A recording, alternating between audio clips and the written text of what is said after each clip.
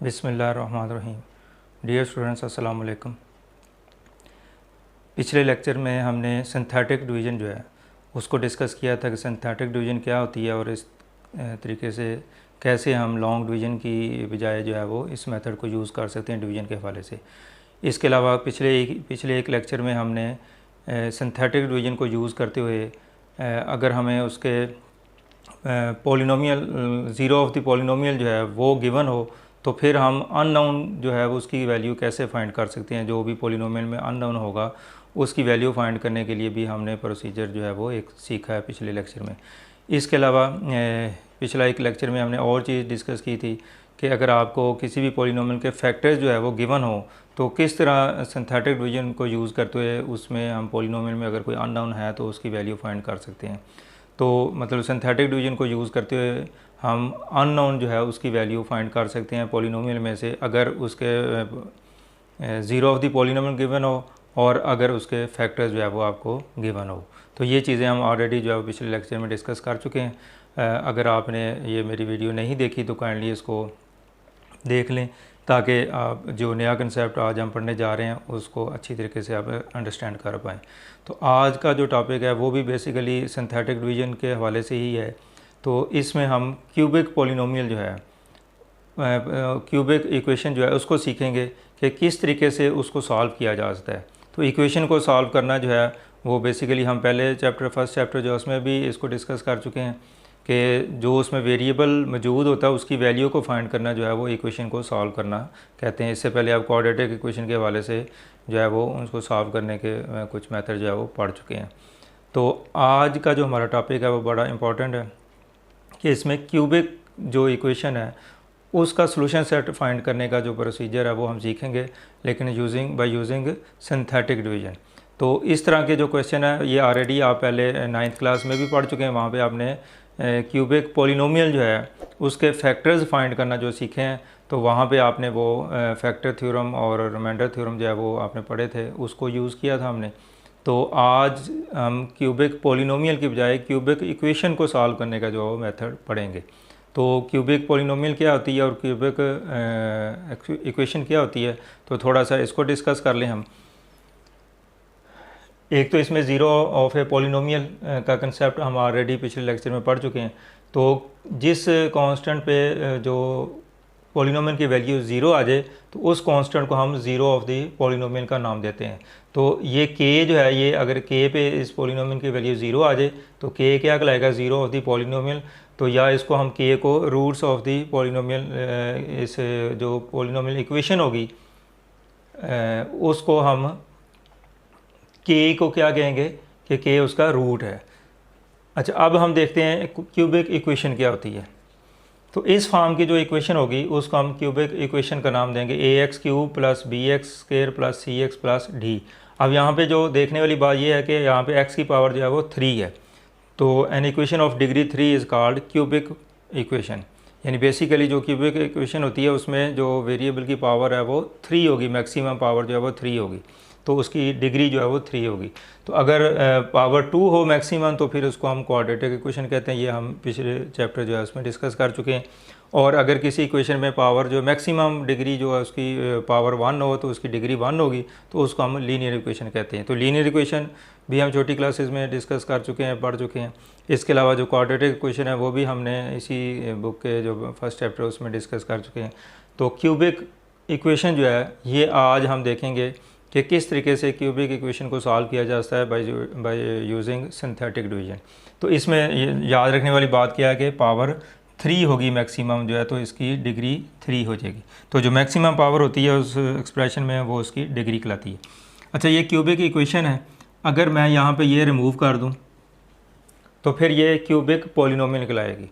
तो cubic polynomial और cubic equation में इक्वेशन जो है उसमें इक्वलिटी का साइन यूज़ होता है, इक्वल का साइन यूज़ होता है। जिस एक्सप्रेशन में इक्वल का साइन आ जाए तो हम उसको इक्वेशन कहते हैं। तो अगर तो जस्ट ये इस फॉर्म में लिखा हुआ है तो ये क्यूबिक एक्सप्रेशन कहलाएगा या क्यूबिक पॉलिनोमियल कहलाएगी। और अगर हम इसमें इक्वल का साइन यूज़ करते हैं, इक्वल टू 0, तो अब ये क्यूबिक इक्वेशन कहलाएगी। तो क्यूबिक पॉलिनोमियल को सॉल्व करने का या उसके फैक्टर फाइंड करने का जो मेथड है वो आप 9th क्लास में ऑलरेडी पढ़ चुके हैं। 5.4 गालबन एक्सरसाइज थी वो, तो उसमें इसको डिटेल से डिस्कस किया हुआ है। अगर आप उसकी ये लेक्चर देखना चाहते हैं तो 9th क्लास का जो मेरे लेक्चर हैं तो 5.4 के रेलिवेंट जो है उसको आप देख लें। उसमें हमने इसी क्यूबिक पॉलिनोमियल को इसके फैक्टर फाइंड करने सीखे हैं, लेकिन वो सिंथेटिक डिवीजन से हमने नहीं किए। तो अब हम सिंथेटिक डिवीजन से क्यूबिक इक्वेशन जो है उसको सॉल्व करने का मेथड जो है वो सीखेंगे। तो ये है आज का हमारा टॉपिक। तो चलते हैं, इसको स्टार्ट करते हैं। सॉल्व ए क्यूबिक इक्वेशन, कि हमने क्यूबिक इक्वेशन को सॉल्व करना है। If one root of the equation is given, अगर आपको एक रूट जो है उसका गिवन हो, तो इसका एक रूट आपको गिवन होगा क्यूबिक इक्वेशन का, तो बाकी उसके जो रूट्स है आपने फाइंड करने हैं। अच्छा, यहाँ पे एक बात और ध्यान में रखें कि जो क्यूबिक इक्वेशन होती है तो उसके चूँकि इसकी डिग्री 3 होती है तो इट हैज़ पॉसिबली 3 रूट्स, तो इसके 3 रूट्स जो है वो लाजमी होंगे क्यूबिक इक्वेशन के। इस तरह जो क्वाड्रेटिक इक्वेशन होती है उसके हमेशा 2 रूट्स जो है वो लाजमी होते हैं। इसी तरह जो लीनियर इक्वेशन है उसका एक रूट जो है वो लाजमी होता है। तो ये चूँकि क्यूबिक इक्वेशन को सॉल्व करने जा रहे हैं तो बेसिकली इसके नंबर ऑफ़ रूट्स कितने होंगे, एटलीस्ट जो है वो 3 होंगे। 3 रूट्स इसके जो है वो निकलेंगे, उनमें से एक रूट आपको गिवन है और बाकी जो है आप रूट इसके फाइंड करेंगे। तो ये इसका कंसेप्चुअल जो चीज़ थी वो आपको बता दी। अब हम इसका क्वेश्चन लेते हैं 2.6 का, question number 4 part 1, solve by using synthetic division, कि आपने सिंथेटिक डिवीजन जो है इसको यूज़ करना है। If 2 is the root of the equation, कि 2 जो है वो इस इक्वेशन का रूट है। तो ये हमें एक पॉलिनोमियल इक्वेशन दी गई है और एक रूट इसका गिवन है। अब एक रूट की मदद से हम बाकी रूट्स इसके जो है वो फाइंड करेंगे सिंथेटिक डिवीजन को यूज़ करते हुए। तो बाई सिंथेटिक डिवीजन, अब यहाँ पे आप इसको इसके कोफिशिएंट जो है वो लिखेंगे 1। अच्छा, इधर जो चीज़ नज़र आ रही है कि x³ - 28x, यहाँ पे एक्स स्क्वायर वाली टर्म जो है वो मिसिंग है। तो पिछले लेक्चर में मैंने आपको बताया था कि कोई भी टर्म जो है वो मिसिंग नहीं होनी चाहिए। अगर है वो टर्म मौजूद नहीं है तो हम उसके साथ 0 और साथ वो वेरिएबल लगा देंगे जो टर्म मिसिंग है। तो यहाँ पे चूँकि एक्स स्क्वायर वाली टर्म मौजूद नहीं है तो हम इसको इस तरह भी लिख सकते हैं, x³ - 0x² - 28x + 48 = 0। तो बेहतर ये कि आपके जो टर्म मिसिंग हो तो वो पहले से लिख लें, ताकि आप जब इसके कोफिशिएंट लिखें तो वहाँ पे आपको गलती ना लग जाए। तो x³ 0, अब ये एक्स स्क्वायर वाली टर्म नहीं थी तो इसके साथ मैंने 0 जो है वो लिख दिया है। अच्छा, ये 0 जब लिखना हो तो प्लस लिखें या माइनस लिखें, उससे फ़र्क तो नहीं पड़ता। तो आम इन जनरल जो है वो प्लस लिख लिया करें। तो 0x² जो है वो हमने लिख दिया, -28x + 4, बल्कि ये 0 जो है वो हमेशा पॉजिटिव ही होता है तो इसलिए हमने प्लस ही लिखना है यहाँ पे। 0 ना नेगेटिव होता है ना पॉजिटिव होता है। तो बहरहाल आप जो मिसिंग टर्म है उसके साथ 0 लगा के, और वो वेरिएबल x² वाला नहीं है तो वो लगाएं, तो वो इसमें लिख दें। अब एक्चुअली इसके लिखने से इस इक्वेशन पे फ़र्क कोई नहीं पड़ा, जो कि ये = 0 ही होगा जब इससे मल्टीप्लाई होगा। तो अब मिसिंग टर्म हमने इसमें लिख ली हैं। तो अब देखें कि जैसे हमने पिछले लेक्चर में पढ़ा था तो उसी तरह आप इसके कोफिशिएंट लिखेंगे 1, फिर 0 - 28 + 48। तो ये हमने इसके कोफिशिएंट जो है वो लिख लिए, मिसिंग टर्म जो है उसका कोफिशिएंट भी लिख लिया। अब 2 जो है वो इसका रूट है जो गिवन है। जो रूट इसका गिवन है उसको आप यहाँ पे लिखेंगे। तो अब इसका प्रोसीजर वही है जो हम पिछले लेक्चर में पढ़ चुके हैं, सिंथेटिक डिवीजन का जो प्रोसीजर है। तो 1 जो है वो एज इट इज़ वैसे लिखेंगे, ये जो फर्स्ट टर्म है ये वैसे लिख दी जाती है, और फिर 2 को इससे मल्टीप्लाई करेंगे तो 2 आ जाएगा। अब इनको प्लस करना है आपने, तो ये 2 + 0 2 आ जाएगा। अब 2 को 2 से मल्टीप्लाई किया तो 4 आ गया। अब इनके साइन दोनों के डिफरेंट है, ये प्लस है और ये माइनस है। जब साइन डिफरेंट हो तो हमेशा उनको माइनस किया जाता है, और साइन जो है वो कॉमन साइन जो लार्जर नंबर है उसका साइन जो है वो यूज़ किया जाता है। ये एडिशन का रूल नंबर 2 है। इसके बारे में भी डिटेल एक वीडियो मैंने जो है वो अपलोड की हुई है। तो ये rules of multiplication, rules of addition के हवाले से अगर आपको कन्फ्यूजन है तो वो मेरी वीडियो जो है वो आप देख सकते हैं। तो अब -24 दोनों साइन डिफरेंट है, 28 में से 4 माइनस किया तो 24, और साइन जो लार्जर नंबर है उसका आएगा। अब -24 को 2 से मल्टीप्लाई करना है तो ये -48 आ जाएगा। अब ये +48, ये -48, तो ये 0 आ गया। तो इसका मतलब इसका रिमाइंडर जो है वो 0 है। अच्छा, यहाँ पे एक बात की जो कन्फर्मेशन है वो भी होगी कि जो इक्वेशन का रूट होता है वो उसको हमेशा सेटिस्फाइड करता है। सेटिस्फाइड मींस कि अगर उस रूट पे जो रिमाइंडर है वो 0 होना चाहिए। अब देखेंगे 2 इसका रूट बताया गया था, 2 पे इसका रिमाइंडर जो है वो 0 आ गया। तो इट मींस ये कन्फर्म है कि 2 इसका जो है वो एक रूट है। तो ये हमने 2 इसका कन्फर्म भी हो गया कि 2 इसका रूट है। और इसके अलावा जो अब हम नेक्स्ट हमारे पास जो चीज़ हासिल होगी वो हमें मदद देगी इसके बाकी रूट्स फाइंड करने के लिहाज से। अब यहाँ से जो थोड़ा सा सिलसिला डिफरेंट है जो पिछले लेक्चर्स में हमने पढ़ा है। अगर तो हमने जस्ट उसमें अननोन की वैल्यू फाइंड करनी होती है तो फिर तो हम रिमाइंडर के हवाले से आगे लेके चलते हैं कि रिमाइंडर जो है चूँकि वो उसका रूट या क्या कहते हैं उसको ज़ीरो ऑफ द पॉलिनोमियल या उसका फैक्टर बताया जाता है, तो फिर रिमाइंडर हमेशा 0 होता है। तो वो तमाम कंडीशन जो ज़ीरो ऑफ ए पॉलिनोमियल और रूट्स ऑफ द पॉलिनोमियल के लिहाज से या फैक्टर ऑफ द पॉलिनोमियल के लिहाज से होता है, उस लिहाज से हमेशा जो उसका रिमाइंडर है वो 0 होता है। जो पिछले लेक्चर में उनकी बात कर रहा हूँ, तो उस सिलसिले में जो कंडीशन है कि वो जो रिमाइंडर हम निकालते हैं उसको 0 के इक्वल लेके हम अननोन की वैल्यू फाइंड कर लेते हैं।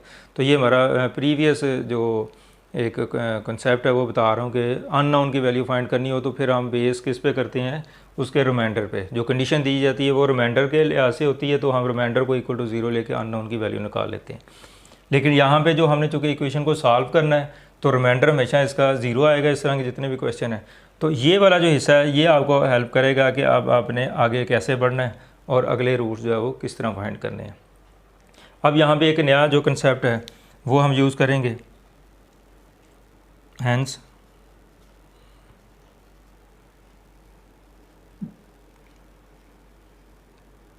डिप्रेस्ड इक्वेशन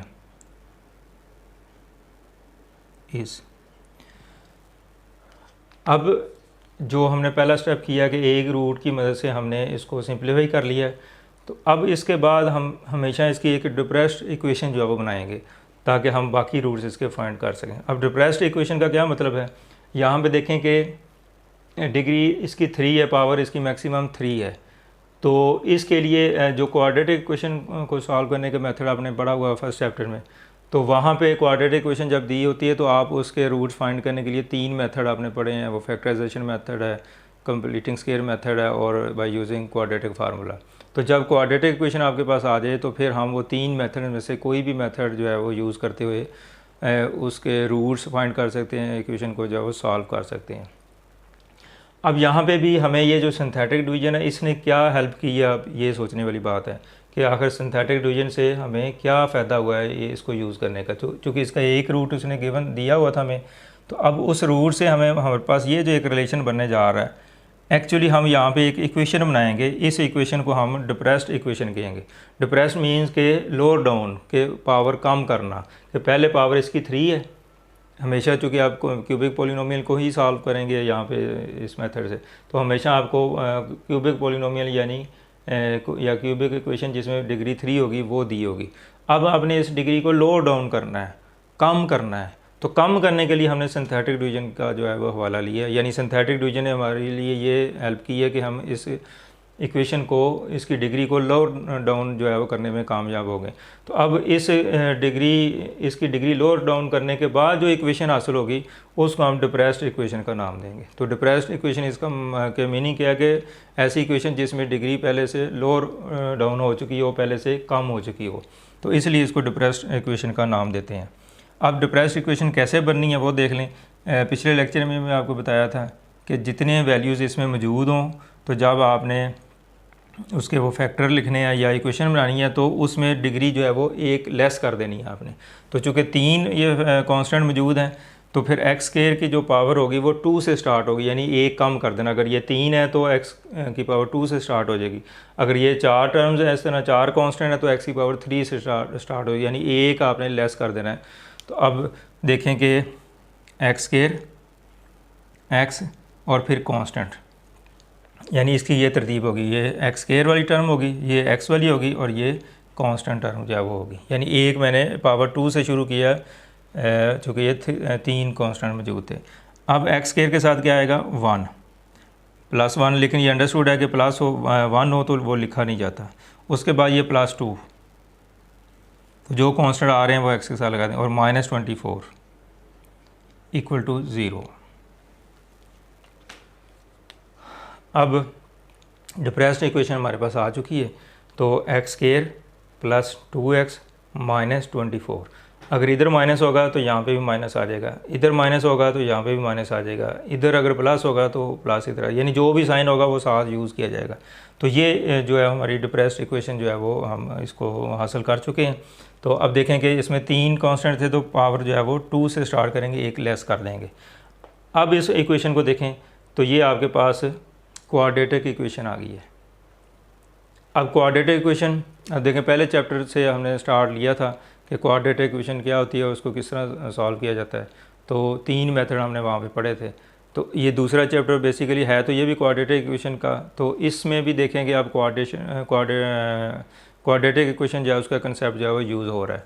तो अक्सर मैं जो आपसे बात करता हूँ कि अगर आपको प्रीवियस कंसेप्ट जो है उसकी अच्छी तरह समझ है तो यकीनी तौर पर जब वही कंसेप्ट आगे यूज़ होंगे तो उसकी आपको अच्छी खासी अंडरस्टैंडिंग होगी, तो फिर नया कंसेप्ट सीखने में आपको ज़रा भी दिक्कत जो है उसका सामना नहीं होगा।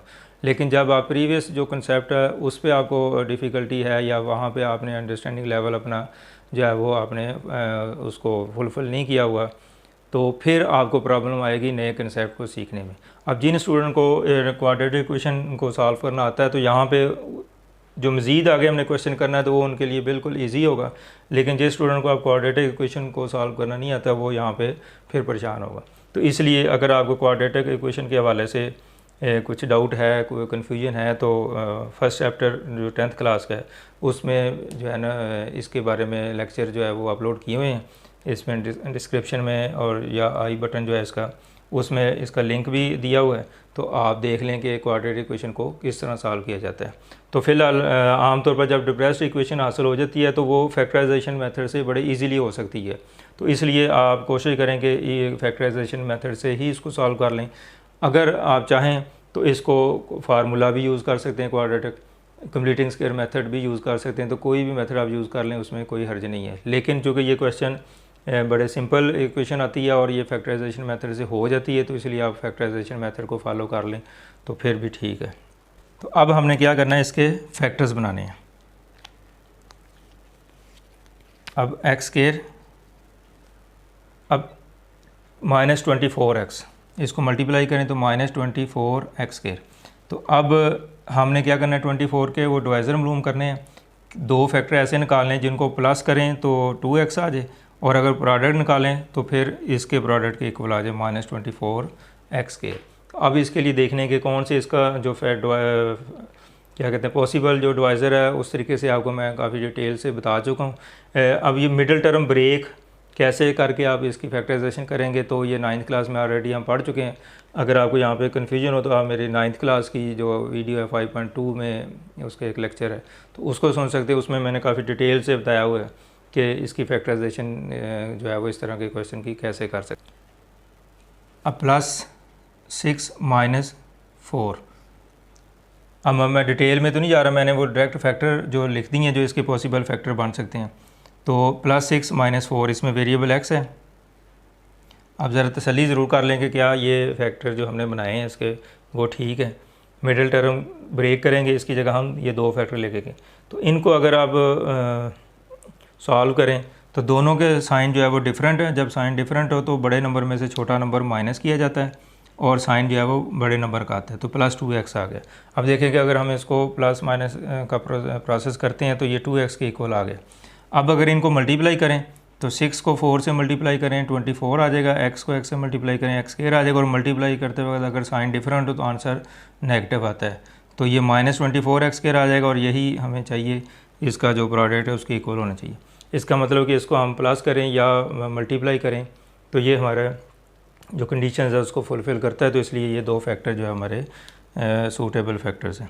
तो अब हम इसको ये पहले लिख लें या ये पहले लिख लें, या ये आपकी मर्ज़ी है। 6x -4x -24 is equal to 0। अब इसमें से x कॉमन ले लें तो ये x प्लस 6 आ जाएगा, और इसमें से -4 कॉमन ले लें तो x -24 को 4 पे डिवाइड किया तो 6 आ जाएगा, और माइनस कॉमन लेने से क्या होगा, ये साइन चेंज हो जाएगा, प्लस हो जाएगा। अब देखें फिर ये एक जैसे हैं, ये फिर कॉमन आ जाएंगे, x प्लस 6 और x -4। अब बिल्कुल जो फर्स्ट चैप्टर में चीज़ें पढ़ी हैं वो उसी के मुताबिक ये हमारा काम चल रहा है। तो अब x plus 6 is equal to 0 और x -4 इज़ इक्वल टू 0। तो अब ये हमने अलग अलग क्यों लिख दिया, इसकी डिटेल भी मैंने फर्स्ट चैप्टर में आपको बताई हुई है कि दोनों फैक्टर जो है उसका प्रोडक्ट 0 के इक्वल है। इट मीन्स कि या ये 0 है या ये 0 है या दोनों फैक्टर ही 0 है। अब इसमें से अब ये हमारे पास लीनियर इक्वेशन आ गई, तो x की वैल्यू इसमें निकालेंगे तो 6 उधर जाएगा तो -6 हो जाएगा। इसी तरह x की वैल्यू 4 उधर जाके +4 हो जाएगी। तो अब हमने दो वैल्यू x की जो है वो निकाल ली, यानी इस इक्वेशन के रूट्स जो है वो हमने निकाल लिए। अब ये जो रूट हैं वो निकाले तो हमने इस इक्वेशन के, लेकिन एक्चुअली ये रूट इस इक्वेशन के भी होंगे, चूँकि हमने इसको डिप्रेस्ड करके ये इक्वेशन जो है वो हासिल की है। तो अब देखें कि x की जो वैल्यू होती है, यानी हमने इस इक्वेशन को सॉल्व करना था, तो सॉल्व करने से मुराद क्या है कि हमने x जो वेरिएबल उसकी वैल्यू निकालनी। अब दो वैल्यू हम ये निकाल चुके हैं x की, -4 और 6 -6 जो है, और दूसरी एक वैल्यू आपको ऑलरेडी x की ये दी हुई है जो रूट है, यानी ये भी इसके रूट्स हैं, दो रूट्स निकल आए। तो जो x की वैल्यू होती है वो उसकी रूट्स कहलाती है, और एक वैल्यू उसने पहले दी थी। देयरफॉर अब इसके सॉल्यूशन सेट क्या होगा, एक रूट ऑलरेडी जो आपको गिवन है 2 वो भी आप इसमें लिखेंगे, और बाकी दो रूट आपने जो खुद फाइंड किए हैं वो भी लिख देंगे। इनमें से जो मर्ज़ी पहले लिख सकते हैं आप, 4 -6, चूँकि ये सेट में एलिमेंट की तरतीब बदली जा सकती है इसलिए कुछ भी पहले लिख सकते हैं। ये सारी, ये भी x की वैल्यू है ऑलरेडी गिवन थी, ये x की वैल्यू जो आपने फाइंड की, और ये x की वैल्यू जो आपने फाइंड की। तो एक्चुअली अब हम x की 3 वैल्यूज़ हमारे पास आ चुकी हैं, 2 हमने खुद फाइंड की हैं और एक ऑलरेडी आपके पास गिवन थी। तो हमारी क्वेश्चन की जो रिक्वायरमेंट थी कि आपने सिंथेटिक डिवीज़न को यूज़ करते हुए जो क्यूबिक इक्वेशन है उसका हमने उसको सॉल्व करना था। तो सॉल्व करने से मुराद यही थी कि हमने उसमें वेरिएबल जो है मौजूद जो उसकी वैल्यू को फाइंड करना, तो वो वैल्यू हम फाइंड कर चुके हैं, सॉल्यूशन सेट की सूरत में लिख दी है। तो ये 3 वैल्यूज आप देखेंगे, ये क्यूबिक इक्वेशन है तो इसके 3 जो है रूट्स जो है वो निकाल चुके हैं हम। तो ये तीनों क्या कहलाएंगे इसके, अगर देखा है इसको सॉल्यूशन सेट भी कह सकते हैं, और ये roots of the given polynomial equation क्या कहते हैं, क्यूबिक इक्वेशन जो है, क्यूबिक इक्वेशन के ये रूट्स भी हैं। तो x की जो वैल्यू होती है वो उस इक्वेशन की रूट जो है वो कहलाते हैं। तो अब हमने इस मेथड को सीख लिया कि सिंथेटिक डिवीज़न को यूज़ करते हुए किस तरीके से पॉलिनोमियल जो इक्वेशन है उसको हम सॉल्व कर सकते हैं, यानी उसके रूट्स जो है वो उसको फाइंड कर सकते हैं। जी स्टूडेंट, अब हम नेक्स्ट जो है वो इसी क्वेश्चन का सेकंड पार्ट जो है उसको देखते हैं, थर्ड पार्ट जो है बिल्कुल सेम 3 पार्ट इसके दिए गए हैं, बिल्कुल सेम एक ही पैटर्न पे ये क्वेश्चन सॉल्व होंगे। तो हम एक इसका पार्ट और डिस्कस कर लेते हैं। इसमें भी करना हमने क्या, solve by using synthetic division, के सिंथेटिक डिवीज़न को यूज़ करना है। -1 is the root of the equation, के जो -1 है वो इस जो क्यूबिक पॉलिनोमियल क्यूबिक इक्वेशन है इसका रूट है। तो ये हमें क्यूबिक इक्वेशन एक दे दी है जो पहले से डिफरेंट है, और रूट हमें जो दे दिया जो पहले से डिफरेंट है, लेकिन इसका प्रोसीजर वही है जो हमने ऑलरेडी कर चुके हैं। तो बाई सिंथेटिक डिवीज़न, अच्छा यहाँ पे देखें कोई मिसिंग टर्म को पहले चेक करना होता है हमेशा। तो x³ x² x और कांस्टेंट, तो इसमें कोई भी टर्म जो है वो मिसिंग नहीं है, 3 से लेकर नीचे वाली सारी लोअर पावर जो है वो मौजूद है। तो इसका मतलब कि मिसिंग टर्म वाला जो स्टेप है वो हमें यहाँ पे करने की ज़रूरत नहीं। अच्छा, अब हम इसको सिंथेटिक डिवीज़न को यूज़ करते हुए इसको डिप्रेस्ड इक्वेशन जो है इसे हासिल करेंगे। तो सबसे पहले इसके जो कोफिशिएंट्स है वो लिखें, 4 -1 -11 -6। ये बात पहले भी बता चुके हैं, जो वेरिएबल के कोफिशिएंट्स होते हैं वो हमने यहाँ पे लिखने होते हैं, लेकिन उनका साइन जो भी है वो साथ लिखा जाएगा। अगर नेगेटिव साइन है तो नेगेटिव लिखा जाएगा, अगर प्लस पॉजिटिव है तो प्लस लिखा जाएगा, लेकिन वो प्लस अंडरस्टूड लिखा नहीं जाता, लेकिन ये प्लस ही हो है। अब -1 इसका रूट है जो कि गिवन है, एक रूट इस क्वेश्चन में दिया हुआ है। तो इस गिवन रूट से हम सिंथेटिक डिवीजन यूज़ करते हुए बाकी डिप्रेस्ड इक्वेशन निकालेंगे और फिर बाकी रूट्स जो है निकालेंगे। तो ये स्टेप पहले स्टेप में क्या करना था, ये 4 एज इट इज़ नीचे लिखना है, जो टर्म भी यहाँ पे होगी वो नीचे लिख दी जाती है। अब 4 को -1 से मल्टीप्लाई किया तो -4 आ जाएगा। अब दोनों साइन जो है वो सेम है, तो एडिशन का रूल नंबर 1 है, साइन सेम हो तो इनको प्लस किया जाता है और कॉमन साइन जो है वो ही यूज़ किया जाता है। अब -5 को -1 से मल्टीप्लाई करें तो ये +5 आ जाएगा, चूँकि साइन मल्टीप्लिकेशन में अगर साइन सेम हो तो आंसर जो है वो प्लस का आता है। अब फिर एडिशन के रूल, एक टर्म माइनस की है, एक ये प्लस की है, तो एडिशन का सेकंड रूल जो है वो यहाँ पे यूज़ होगा। तो इसमें दोनों साइन डिफरेंट है तो बड़े नंबर में से छोटा माइनस कर देना है और साइन जो है वो बड़े नंबर का यूज़ किया जाएगा। अब -6 को -1 से मल्टीप्लाई किया तो ये +6 आ जाएगा। अब -6 + 6 ये 0 आ जाएगा, तो ये हमारा रिमाइंडर हो गया। तो अब इसका मतलब ये रिमाइंडर 0 है, इट मीन्स कि -1 जो है वो वाकई इसका रूट है, ये कन्फर्मेशन इसकी होगी। अब हमने नेक्स्ट जो है वो जैसे पिछले क्वेश्चन में हमने किया था, अब इसकी डिप्रेस्ड इक्वेशन हमने बनानी है।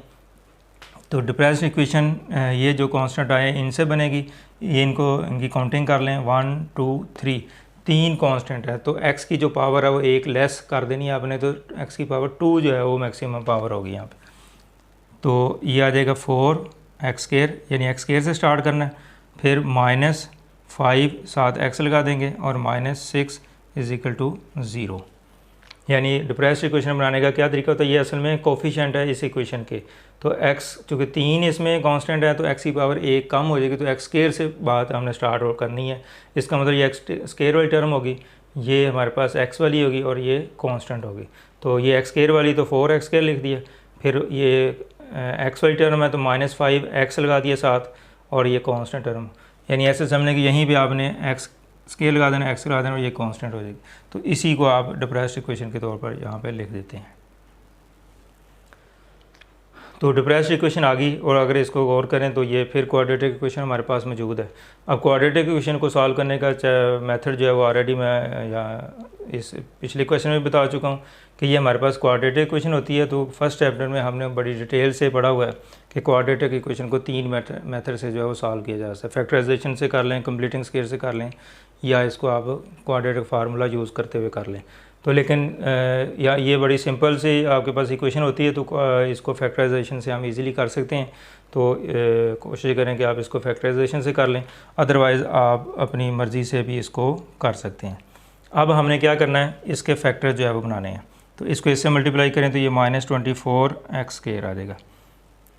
तो अब हम क्या करेंगे, यहाँ पे इसके मिडिल टर्म ब्रेक करनी है। तो अब देखते हैं कि कौन से फैक्टर जो है वो बनाए जा सकते हैं। तो 24 हासिल करना है, तो 8 और 3, 6 और 4 भी बन सकता है, लेकिन वो इसका पॉसिबल पेयर नहीं होगा। तो 8 और 3 को अगर आप चेक करें तो वो दोनों कंडीशन को फुलफ़िल करना चाहिए। तो इसकी डिटेल मैंने 9th क्लास की एक लेक्चर उसमें दी हुई है कि मिडिल टर्म ब्रेक करने से कैसे हम उसकी सोल्यूशन जो है वो फाइंड कर सकते हैं। तो उसको आप देख सकते हैं, डिस्क्रिप्शन में उसका लिंक जो है वो दिया हुआ है। तो अब इसके साथ वेरिएबल हमें चाहिए x। अब 8 और 3 जो है इससे हमने -5 लेके आना। -5 कब आएगा, जब ये दोनों माइनस होंगे तो फिर माइनस आएगा। माइनस होने के लिए कंडीशन क्या है कि इनके साइन डिफरेंट होने चाहिए। अब हम इस नतीजे पे पहुंच चुके हैं कि इसके जो साइन है वो डिफरेंट होने चाहिए। तो वो लेक्चर जो 9th में आपको दिया हुआ है मैंने, मिडिल टर्म ब्रेक वाला, तो उसमें काफ़ी डिटेल से मैंने बताई हुई है। तो अब हमें साइन डिफरेंट करने हैं, तो क्या करेंगे, जो साइन इधर है वो आप बड़े नंबर के साथ लगाएंगे और दूसरे के साथ उसका उलट कर देंगे। अब ज़रा इसको चेक करें कि अगर इसको प्लस करें तो ये दोनों साइन डिफरेंट हैं। तो प्लस करते हुए एडिशन के प्रोसेस में क्या करना पड़ेगा, आपको माइनस करना पड़ेगा जो कि साइन डिफरेंट है। तो 8 में से 3 माइनस करें तो 5x, और साइन जो है बड़े नंबर का तो -5x, तो -5x ही हमें चाहिए। और अगर इनको मल्टीप्लाई करें तो इसके प्रोडक्ट के इक्वल होना चाहिए, यानी इसके इक्वल होना चाहिए। तो ये मल्टीप्लाई करके देख लें, 8 को 3 से मल्टीप्लाई किया 24x² आ जाएगा। और मल्टीप्लाई करते हुए अगर साइन डिफरेंट हो तो आंसर हमेशा नेगेटिव होता है। ये रूल नंबर 2 है मल्टीप्लिकेशन का। अब हम मिडिल टर्म ब्रेक करेंगे, ये टर्म जो है वो लिखेंगे -8x + 3x - 6 = 0। इसको इधर लिख लें, इसको इधर लिख लें, फिर भी क्वेश्चन आप कर सकते हैं। अब इसमें से 4x कॉमन ले लें, तो ये x माइनस 2 आ जाएगा, और इसमें से 3 कॉमन ले लें तो x 3x को 3 पे डिवाइड किया x, और 6 को 3 पे डिवाइड किया तो 2 आ जाएगा। अब यहाँ पे साइन चेंज नहीं होगा क्योंकि बाहर पॉजिटिव है, अगर तो नेगेटिव कॉमन लिया जाए तो फिर साइन भी चेंज होती है, और ये टर्म एक जैसी होनी चाहिए दोनों टर्म्स। तो ये x माइनस 2 दोबारा कॉमन ले लें, और इधर बचेगा 4x, और इधर प्लस 3 इज इक्वल टू 0। तो अब देखें कि हमने क्वाड्रेटिक इक्वेशन को फैक्टराइजेशन मेथड से जो है वो सिंप्लीफाई कर लिया है। अब हमारे पास 2 फैक्टर आ गए इक्वल टू 0। अब इसका क्या मतलब है कि x माइनस 2 ये भी 0 है, और 4x plus 3 is equal to 0, कि दोनों का जो प्रोडक्ट है वो 0 के इक्वल। इट मीन्स कि ये फैक्टर 0 है या ये 0 है, चूँकि मल्टीप्लाई करते वक्त अगर दोनों में से एक फैक्टर भी 0 हो तो आंसर फिर भी 0 आ सकता है। तो या ये 0 है या ये 0 है या दोनों ही 0 हैं। तो इस लॉजिक को लेके हम इसको अलग अलग 0 के इक्वल लिख दिया हमने। तो x की वैल्यू यहाँ पे फाइंड करेंगे, माइनस 2 जाके प्लस 2 हो जाएगा, और यहाँ से x की वैल्यू क्या होगी 3 उधर जाके माइनस 3 हो जाएगा, और x की वैल्यू आ जाएगी माइनस 3/4। अब यहाँ पे हम x की 2 वैल्यू जो है वो फाइंड कर चुके हैं। ये दोनों इसके क्या कहलाएंगे, रूट्स कहलाएंगे, यानी जो x की वैल्यू होती है वो एक्चुअली इस इक्वेशन के रूट्स होते हैं। अब हमने इसका सोल्यूशन सेट लिखना है। अब 2 रूट्स जो है वो हम यहाँ पे इसके फाइंड किए हैं, और लेकिन एक रूट ऑलरेडी आपको गिवन है। तो अब ये भी इसका रूट है जो गिवन है, जो कि हमने खुद से फाइंड नहीं किया, ऑलरेडी मौजूद है, और ये हमने 2 रूट खुद फाइंड किए हैं। तो जब सोल्यूशन सेट लिखेंगे तो फिर जो पहले से गिवन है वो भी और जो हमने मालूम किए वो भी सब जो है वो कंबाइन करके लिखेंगे। तो -1 2 -3/4, चूँकि ये सारी x की वैल्यू हैं, तो अगर आप इसकी तरतीब चेंज भी कर दें तो कोई इशू नहीं है, किसी भी रूट को पहले लिख सकते हैं, इससे कोई फ़र्क नहीं पड़ता। लेकिन आमतौर पर जो रूट गिवन होता है उसको पहले लिख दिया करें, और जो आपने फाइंड किए हों वो किसी भी तरतीब से आप इसको लिख सकते हैं। तो ये हमने इसका सोल्यूशन सेट जो है वो फाइंड कर लिया। अब देखें स्टूडेंट, हमने कितनी आसानी से ईज़िली क्यूबिक पॉलिनोमियल जो है या क्यूबिक इक्वेशन है उसको सॉल्व करने का मेथड जो है सीख लिया है, कि सिंथेटिक डिवीजन ने हमारी इतनी हेल्प की है कि हम जो क्यूबिक इक्वेशन है उसको लो डाउन करने में, उसकी डिप्रेस्ड इक्वेशन बनाने में कामयाब हुए हैं। फिर उस डिप्रेस्ड इक्वेशन जो क्वाड्रेटिक इक्वेशन होती है उसको फिर क्वाड्रेटिक इक्वेशन के जो मेथड्स हैं उसको यूटिलाइज़ करते हुए हमने उसका सोल्यूशन जो है वो फाइंड कर लिया। तो बेसिकली इसमें सिंथेटिक डिवीजन में हमें क्या हेल्प की है कि हमारी जो पॉलिनोमियल है, ये क्यूबिक इक्वेशन है, उसकी डिग्री को लो डाउन करने में हमें मदद दी है सिंथेटिक डिवीजन ने। उसके बाद जो बाकी रूट्स हमने फाइंड किए हैं वो हमने क्वाड्रेटिक इक्वेशन के जो मेथड्स हैं उनको यूज़ किए। तो कुछ नया कंसेप्ट और कुछ प्रीवियस कंसेप्ट को लेके हमने अपना जो रिक्वायर्ड रिज़ल्ट है, जो रूट्स हमने फाइंड करने थे, जो इक्वेशन को सॉल्व करना तो वो हमने कर लिया। तो कितना ईजी है कि अगर आप मैथमेटिक्स को एक सीढ़ी के तौर पर लेते हैं कि एक एक स्टेप को समझते जाएं तो फिर नेक्स्ट स्टेप आपका इजी होता जाएगा, और आपकी जो मैथ में अंडरस्टैंडिंग है या आपकी जो कमांड है वो उस पर फुल कमांड आप हासिल करते जाएंगे। तो उम्मीद है कि आज का लेक्चर आपने अच्छी तरह समझ लिया होगा और आपको इसकी समझ भी आई होगी। तो अगर आपको ये लेक्चर अच्छा लगे तो इसको लाइक भी कर दें और दूसरे दोस्तों के साथ शेयर भी कर दें, ताकि बाकी स्टूडेंट जो है वो भी इससे मुस्तफ़ीद हो सकें। तो अब आपसे इजाज़त चाहूँगा। अल्लाह हाफ़िज़।